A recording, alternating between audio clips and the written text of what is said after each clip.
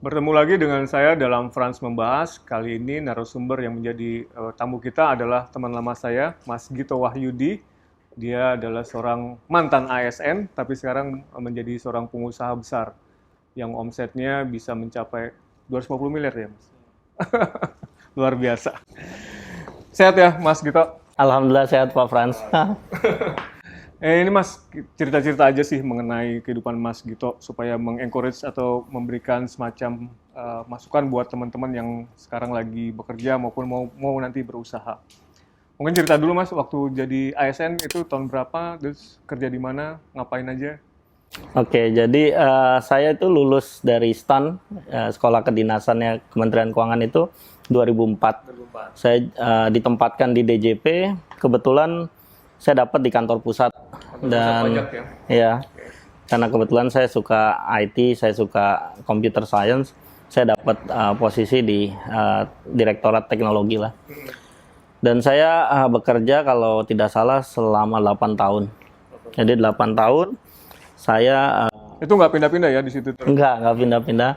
Jadi saya 8 tahun itu ya benar-benar fokus di teknologi dan di Programming ya? programming. Ya, saya bikin software bantu-bantu DJP untuk ngembangin beberapa aplikasi yang biasa digunakan wajib pajak.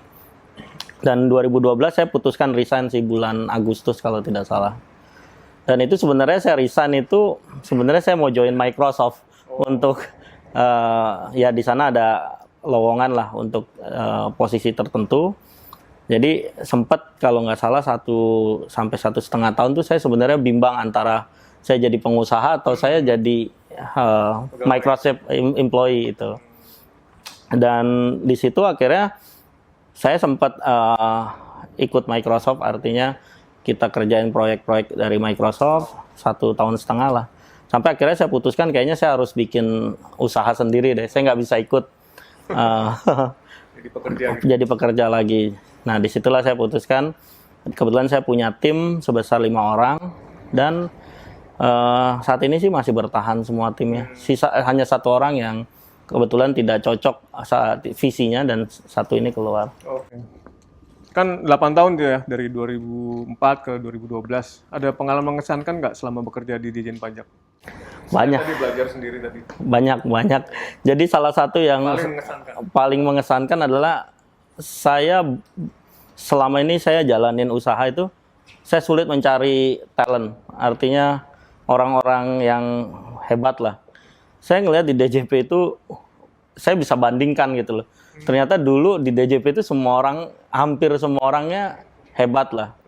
Artinya semua orang punya kapabilitas yang sesuai dibutuhkan organisasi.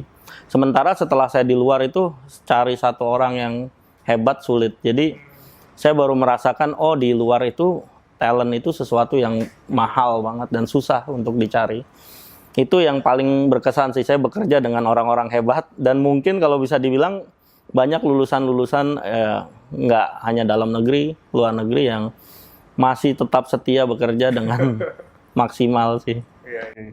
Terus lalu apa yang memutuskan Mas Gito untuk keluar tadi? Selain mungkin ada tawaran dari Microsoft, ada pertimbangan-pertimbangan lain nggak? Sebenarnya waktu itu bener-bener hanya itu sih Pak. Jadi waktu itu saya to the point aja ya. Waktu itu tawaran posisi tersebut dibandingkan gaji di level direktur lebih tinggi yang di sana. Jadi saya semudah kayaknya kalau saya kerja 30 tahun pun saya nggak akan kejar penghasilan. Jadi saya putuskan coba mau pindah gitu kan. Itu waktu di Microsoft itu programmer juga atau apa? Jadi kayak waktu itu tuh ada namanya kayak developer evangelist. Jadi kayak kita bikin ekosistem developer, ngajarin mereka platform Microsoft. Dan itu selama itu waktu itu udah dipelajarin Mas Gito waktu kerja di pajak ya? Ya, nah itu yang tadi saya bilang selain talent juga saya dapat banyak pendidikan, training, knowledge transfer dari banyak inilah teknologi platform. Nah di situ sebenarnya apa sih advantage yang saya dapat bekerja 8 tahun di DJP yang saya yakin kalau itu di perusahaan swasta akan sangat mahal biaya edukasi yang diberikan, dan itu sesuatu yang saya bilang nilainya sampai sekarang tidak ternilai lah knowledge yang saya dapat. Iya, iya. Oke, terus kan sempat kerja 1,5 tahun, abis itu baru mulai usaha ya? Iya. Itu gimana cara modalnya usaha, terus usaha apa, menentukan apa itu bagaimana ininya awalnya?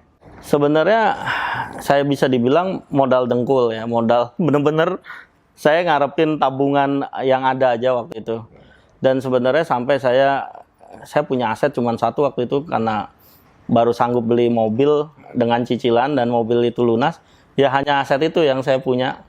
Dan sempat aset itu saya jual juga untuk bayar gaji karyawan karena pendapatannya nggak kunjung membaik lah. Sehingga saya harus terus cover biaya operasional perusahaan. Dan itu hampir 8 bulan lah saya struggling waktu mulai usaha. Dan Itu belum ada project atau belum ada payment? kita waktu itu kan bikinnya kayak, kalau waktu itu saya bikin software company. Jadi saya bikin kayak software untuk manajemen pesawat terbang. Oh, Dan itu butuh waktu riset cukup lama sampai produk itu siap untuk dipasarin. Dan selama product development itu saya harus cover cost-nya sendiri dan itu lumayan. Sampai titik 8 bulan saya coba tawarin, itu terakhir akhirnya baru ada satu customer yang berminat untuk pakai. Dan itu bagi saya waktu itu kan, ya kita tahu maksudnya penghasilan sebagai ASN tidak signifikan. Jadi tabungan untuk dikuras 8 bulan itu udah hampir lumayan ya. habis lah benar-benar. Sampai jual mobil sekalian. Iya. Nah, terus titik baliknya seperti apa tuh setelah itu? Ada yang membuat Ya, perjalanan waktu akhirnya saya ketemu partner. Ya memang tidak sesederhana yang saya ceritakan, banyak asam garamnya lah. Iya. Tapi akhirnya saya ketemu satu partner yang saya bilang dia sebagai coach saya lah. Jadi kalau dulu saya mungkin punya background kayak accounting atau teknologi gitu kan. Tapi ternyata pada saat saya jalani sebagai pengusaha itu nggak cukup. Jadi kemampuan itu harus juga bisa kayak punya, yang paling signifikan ya bagi saya itu adalah corporate finance sih. Jadi gimana ngatur keuangan perusahaan itu sangat beda dengan akuntansi kayak cuman sekedar catat laba rugi lah. Nah, partner saya ini yang membukakan kayak gimana sih memanage perusahaan dan gimana sih cara scaling up bisnis itu tidak secara natural gitu. Kalau secara natural sebagai contoh misalnya, oh tahun ini kita punya laba dari usaha misalnya 100 juta. Oke, paling hanya bisa 100 juta tahun depan ekspansinya. Nah, dengan mengerti corporate finance ini kita bisa kayak bikin rencana bisnis kita itu sebenarnya kalau agresif sebagai pengusaha itu akan mencapai seberapa besar, dan itu kita bisa cari partner untuk join invest di company kita, dan itu akan membuat scale up-nya itu jauh lebih terakselerasi lah. cepet ya. Itu kenal sama si partnernya itu di mana? Di forum apa itu? Kalau itu sebenarnya kayaknya memang beliau ada satu kayak sales team yang kebetulan interaksi di salah satu proyek di saya, dan sales team ini bilang ini ada satu anak muda yang cukup struggle nih untuk jalanin usaha, dan akhirnya saya dipertemukan sama bosnya. Dan itu cukup waktu 1 tahun saya penjajakan untuk sampai saya katakan ya udah kita partnership. Setelah itu mulai usahanya apa lagi dari situ? Nah, berjalannya waktu sebenarnya di situ saya juga hampir kalau bisa dibilang 4 tahun lah fokus di situ. Sampai iya di IT. Sampai akhirnya saya dapatkan investor dari foreign company. Nah, di situ akhirnya usaha semakin stabil. Nah, dari situ sebenarnya saya mulai punya personal saving. Dari personal saving inilah saya build lagi usaha yang saya rasa punya potensi untuk dikembangkan. Dan sampai akhirnya saya bikin kayak investment company kecil-kecilan, di mana saya berlaku sebagai angel investor dan saya invest di beberapa company yang saya rasa punya potensi. Dari berapa jenis usaha tadi? Yang dari IT, terus mengembangkan usahanya seperti apa aja? Mungkin secara industri ada yang pertama IT ya, terus kedua juga saya mulai masuk ke mungkin ini agak beda, kalau IT ini adalah software, saya sekarang juga masuk ke kayak bikin jaringan internet fiber optik, itu saya juga ada invest di salah satu company di situ. Terus saya juga masuk ke agriculture dan saya juga masuk ke properti. Properti kebetulan ini juga cukup signifikan. Saya dapat komitmen dari foreign investor yang cukup fantastis dan bisnis modelnya full syariah compliance. Jadi karena kita nggak ada cost of capital, di situ kita bisa bikin satu produk rumah yang affordable tapi dengan kualitas tinggi. Terus saya juga ada di home and beauty, mulai masuk karena sekarang jualan online ya itu juga cukup menjanjikan. Dan yang terakhir mungkin saya juga mulai masuk ke F&B business itu, dan ada satu company saya untuk edukasi sih, edukasi pengusaha. Nah, kebetulan kita build edukasi ini dan sudah dipakai, bukan dipakai, sudah pesertanya hampir dari seluruh Indonesia itu ada 7.000 pengusaha. Dan saya di situ Online itu ya. ya, dan saya di situ kaget lah, banyak pengusaha yang ternyata dia mulai kayak modal dengkul terus bisa bikin bisnisnya dengan omset yang fantastis lah. Sekarang pegawainya berapa ada di holding company-nya itu? Kalau total seluruh grup mungkin saya nggak pernah hitung saya sama ya. Mungkin 800 sampai 1.000 lah. 800. Ya. Nah, sekarang ini kiat-kiatnya nih, tips-tipsnya dari Mas gitu. Tadi kan dari awalnya kecil, kemudian bisa besar. Selain dari tadi ketemu partner yang sekaligus mentor yang juga hebat, kira-kira apa nih kunci supaya bisa lebih sukses lagi dalam mengembangkan usaha yang awalnya dari kecil, mungkin dari usaha rumah tangga gitu? Sebenarnya yang paling pertama itu visi kita sih. Jadi mungkin kita sering kayak dengar banyak orang, oke, kamu harus punya visi. Sebenarnya visi yang saya nyatakan bukan sekedar kayak statement, oh visi saya saya akan lakukan ini, bukan. Tapi visi kita kayak kita mau tuju sesuatu apa sih yang kita harapin. Dan kalau yang kita nyata, iya, yang nyata, real. Dan itu saya to the point. Waktu saya bikin visi itu saya langsung kayak bikin peta. Saya mau capai apa dan itu kalau bisa terukur. Terutama kalau pengusaha mungkin ya kayak entah itu sales atau mungkin nilai kekayaan yang mau dicapai gitu. Dari situ kita akan bisa konkret nurunin dari mana sih sumber yang bisa kita hasilkan.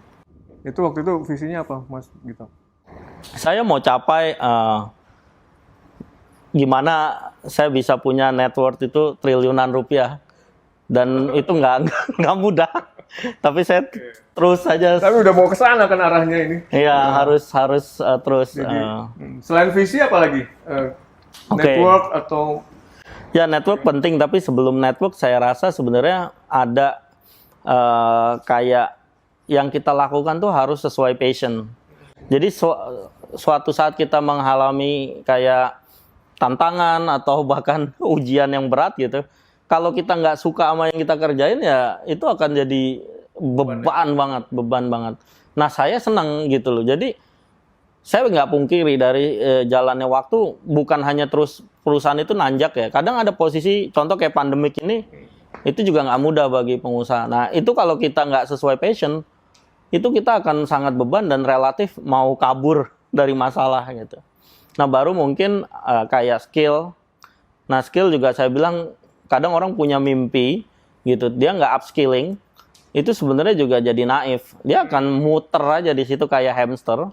Jadi skill ini juga penting lah. Makanya saya gimana cara dapetin skill ini bukan hanya sekedar baca atau join online course, tapi kayak punya community atau network yang ikut komunitas juga ya. Iya, kadang kita nggak tahu gimana scale up bisnis.